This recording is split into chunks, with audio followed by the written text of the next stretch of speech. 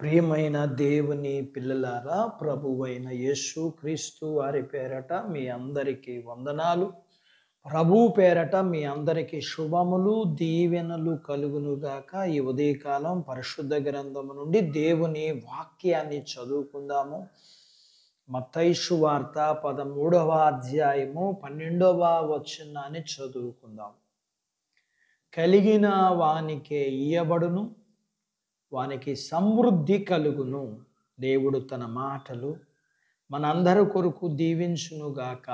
ఆమేన్.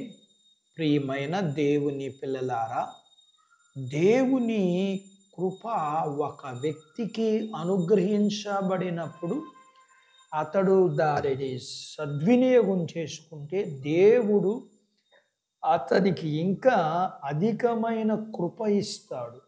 కొంచెం విశ్వాసం అనేది పొదగబడుతున్న గుడ్డు లాంటిది.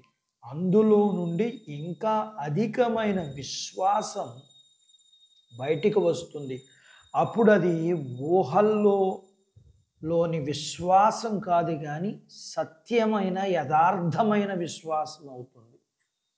వ్యర్థంగా మత విశ్వాసం గూర్చి మాట్లాడడం కాదు, కానీ క్రియలు ఉండాలి అన్న విషయం మన మీద బాధ్యతగా మోపబడుతుంది.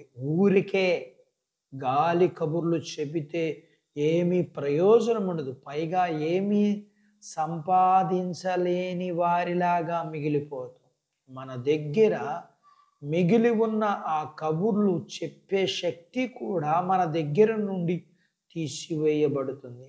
వాగ్దానం ఎంత నిజం, హెచ్చరిక కూడా అంతే నిజం. ఒకసారి గనక దేవుని ఆత్మ ద్వారా కుమ్మరించబడితే గనక కొంచెం కలిగిన వానికి సమృద్ధి కలగజేస్తాడు దేవుడు. అందుకని కృప సమృద్ధిని మనం నిజంగా సంపాదించవలసిందే. మనము ఆయనను గురించి తెలుసుకోవాలి.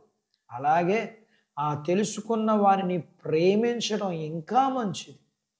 దేవుణ్ణి సేవించాలి, దానికి నైపుణ్యం కావాలి. ఇంకా నైపుణ్యంతో పాటు అన్నిటినీ సంపాదించుకునే నిమిత్తం ప్రభు మీద ఆధారపడాలి. దానికి కావలసిన విశ్వాసం కలిగి ఉండడం ఇంకా గొప్ప సంగతి. పాపాన్ని గ్రహించే జ్ఞానాన్ని ప్రభువే ఇచ్చారు. అలాగే చెడుతనమును ఆహసించుకునే మనస్సు ఇవ్వండి అని ప్రార్థిద్దాం. విశ్వాసంతో ఇంకా విశ్వాసం ఇచ్చావు, నా విశ్వాసాన్ని అభివృద్ధి పరుచని ప్రార్థిద్దాం. దేవా, నిన్ను ప్రేమించే మనసిచ్చావు, అలాగే నీ కోసం పొంగి పరిలే ప్రేమ అనురాగంతో నింపని ప్రార్థిద్దాం. ఇంకా లేఖనాల్లో మనం చూస్తే యేసు ప్రభువారి వారి సహోదరుడైన యాకోబు తన పత్రికలో రాస్తూ క్రియలు లేని విశ్వాసం మృతమైన విశ్వాసం అని అన్నారు.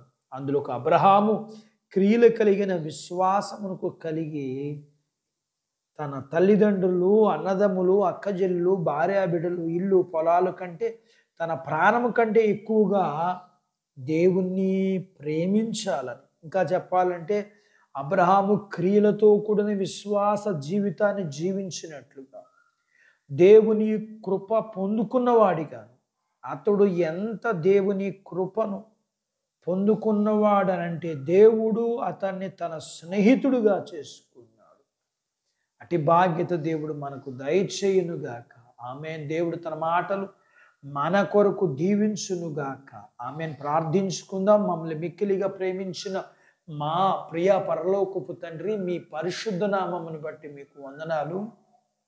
మేము సమృద్ధి మీ కృపను బట్టి మేము మా జీవితాలలో సర్వ సమృద్ధిని అనుభవించినట్లుగా మేము ఏ రీతిగా మీ దగ్గర ప్రార్థించాలో, ఏ రీతిగా మేము కొనసాగాలో, ఏ రీతిగా విశ్వాసాన్ని కలిగి ఉండాలో, ఏ విషయాల్లో మేము మీ దగ్గర ప్రార్థించి పొందుకోవాలో, మీరు మాకు ఇచ్చిన వాటిని బట్టి అధికమైన కృపను పొందుకునే విషయంలో మేము ప్రార్థించేవారిగా ఉండగలుగుటకు సహాయం చేయండి. మీ పిల్లల్ని మీరు బలపరిచి నడిపించండి. చిన్న బిడ్డలను, యవనస్తులను, వృద్ధులను, స్త్రీలను, పురుషులను దీవించండి. చిన్నబిడ్డలో యవనస్తుల చదువుల్లో, ఆరోగ్యాలు, ఉద్యోగ ప్రయత్నాల్లో విజయాలు ఇవ్వండి. చేస్తున్న ఉద్యోగాలలో ఆశీర్వాదం ఇవ్వండి. చేతి పనులు, వ్యాపారాలు, పొలాలు, పుష్పములు దీవించండి. అలాగనే వివాహములు కాని వారికి అవుటకు, అయిన వారికి గర్భఫలములు కలిగిన వారికి సుఖమైన ప్రసూతి అయిన తల్లి పిల్లలకు ఆరోగ్యాలు ఇవ్వండి.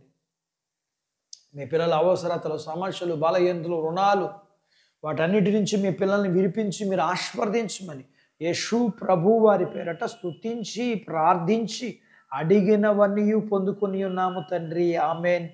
దేవుడు మిమ్మల్ని దీవించును గాక. ఆమెన్.